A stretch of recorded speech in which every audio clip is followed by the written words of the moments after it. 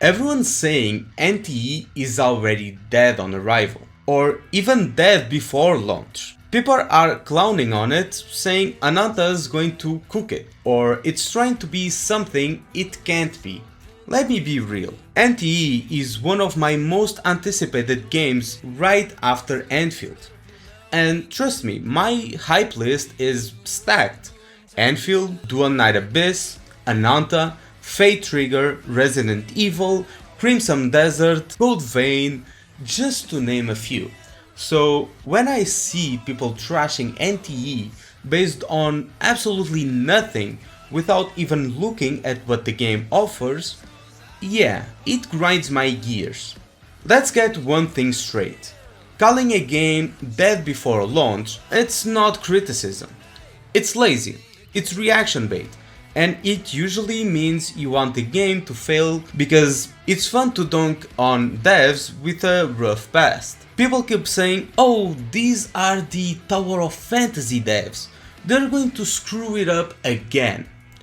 Actually, let's talk about that. There's this myth that the devs ruined TOF after launch. That's not true. Tower of Fantasy was already rough from the start. The story was weak, characters were forgettable, balance was a mess, exploration was time-gated, it launched with problems baked in. But here's the key, the devs didn't abandon it, they actually worked to fix it, adding optimization updates, free compensation, refined progression, all the usual post-launch improvements. Compare that to Wuthering Waves, which had a rocky start too. The difference? WuWa's base game was much stronger, and its devs were more experienced, but both teams faced backlash. And let's not forget, TOF was labeled the Genshin killer, a death sentence from the start.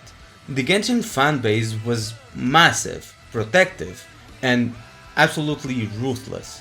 When TOF didn't deliver, it got buried in hate and the studio's name went down with it. I'll admit, I was part of it. I played TOF for like a week, said this is garbage and went straight back to Genshin. But the difference between me and the people still hating is that I can recognize that devs can learn. Experience matters. Mistakes teach. Plenty of devs who've made bad games have gone on to make masterpieces, and plenty of devs who have made masterpieces have followed up with absolute dogshit games. That's just the industry. So yeah, Tower of Fantasy wasn't great, but that doesn't mean NTE will repeat its mistakes. NTE gets slapped with the anime GTA label, just like Ananta. And just like Ananta, that's not really accurate. NTE isn't just copying GTA or Genshin, it's blending urban exploration, combat and narrative missions with a touch of Scooby-Doo mystery vibes. It's stylish, it's different, and it's clearly trying to create its own identity. The art direction is distinct, the tone is unique, and the gameplay loop focuses on exploration and customization, not endless grinding. That's a win in my book at least. Now, for the character designs, I already made a whole video on this, but let me summarize. A lot of Hoyo fans, especially ZZZ players, are calling NTE's designs unoriginal or bootleg Hoyo designs. That's nonsense. I've looked at them, and while I didn't fall in love with every single one of them, they are polished, cohesive and fit the world perfectly. Just because they don't scream Hoyoverse budget doesn't make them bad. Also, basic doesn't equal bad. Not every design needs to reinvent the wheel. It just needs to look good and feel consistent. And NTE's designs do exactly that. And the gacha system. Yeah, NTE's got a board-based pull system, and people are calling it weird. But honestly, they are trying something new. And in an industry that recycles the same boring gacha formulas, that's a breath of fresh air.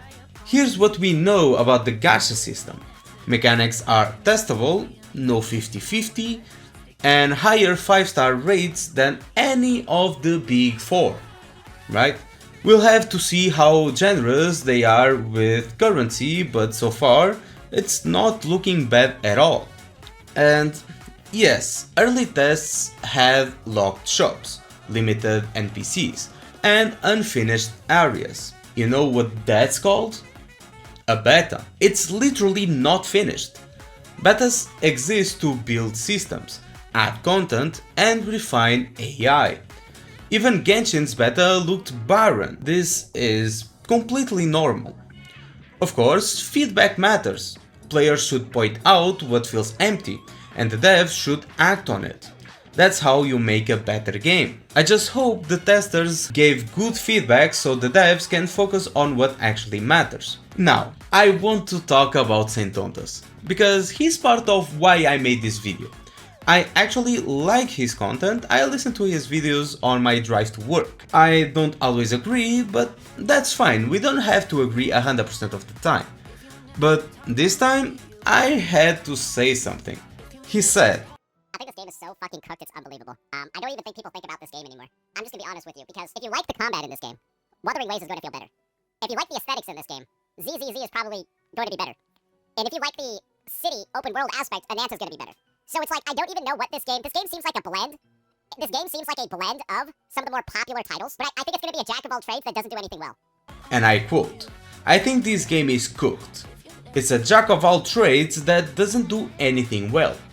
He even compared NTE to WuWa, ZZZ, and Ananta, saying each of those does one part better. Here's my take. Yeah, NTE is a blend. Just like Ananta is a blend of GTA plus Spider-Man. Just like Genshin is a blend of Breath of the Wild plus anime. Just like WuWa is a blend of Genshin plus PGR. By that logic, every game is a blend. What matters is how it blends, and whether the final product works. If NTE nails the formula, it could be the perfect middle ground. Ananta's open world with WuWa's combat and ZZZ's city vibes without the dogshit pacing and Zoom meeting dialogue. People love to hate new games, just to farm engagement. But from everything I've seen, NTE has potential. Will it be perfect at launch? Probably not. But will it at least be worth trying out? Absolutely. If the devs deliver, we might finally get a game that combines the best parts of its peers. So let's chill with the dead on arrival talk. Give the devs a chance and judge NTE when it actually drops. Not before. Anyway, that's my take. Like, comment, subscribe, and as always, stay critical and have fun. Bye bye.